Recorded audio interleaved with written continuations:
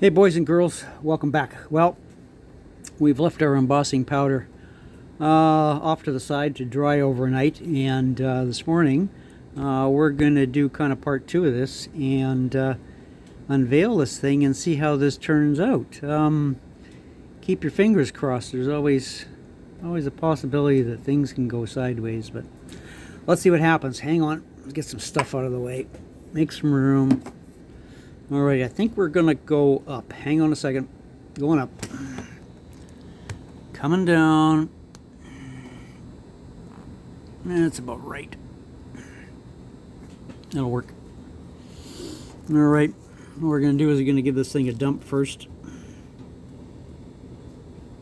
And initially it looks like crap. Hang on. It's kind of like a magic trick.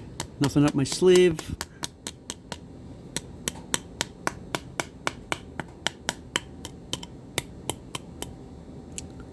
And for the most part, let's have a look-see. Oh, I like it. Looks good. And of course, you see, most of it actually came off, and I'll show you when I put that back in the bottle how little this actually uses to do this.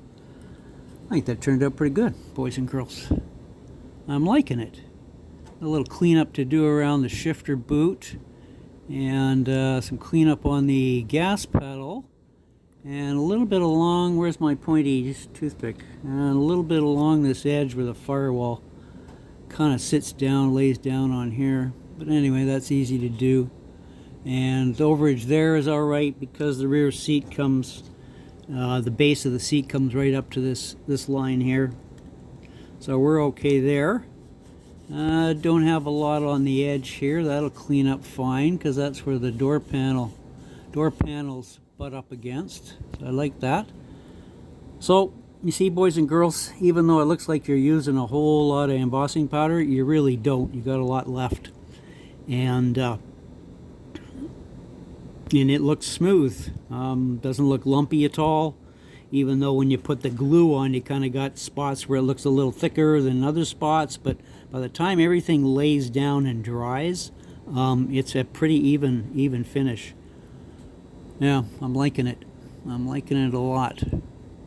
All right, let's put this stuff back in the bottle and show you how much is actually left. Okay. We may go out of view here for a second. Hang on, boys and girls. Get a little crease in this paper to help me guide it in there. Going up more. Way up.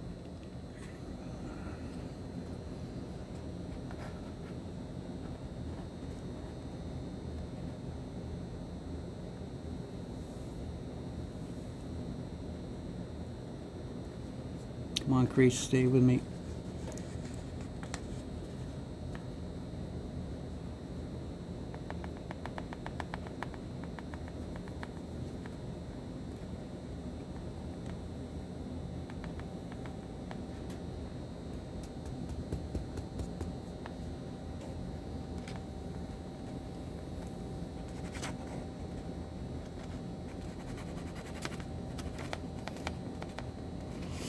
Voila.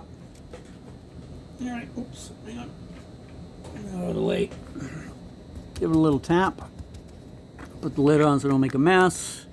Anyway, if you can see, boys and girls, she's almost full, so it really doesn't use that much, even though when you look at it and you pile it on, you go, oh my god, it's going to look like hell. In the end, it works out pretty good. Coming back down. Coming back down.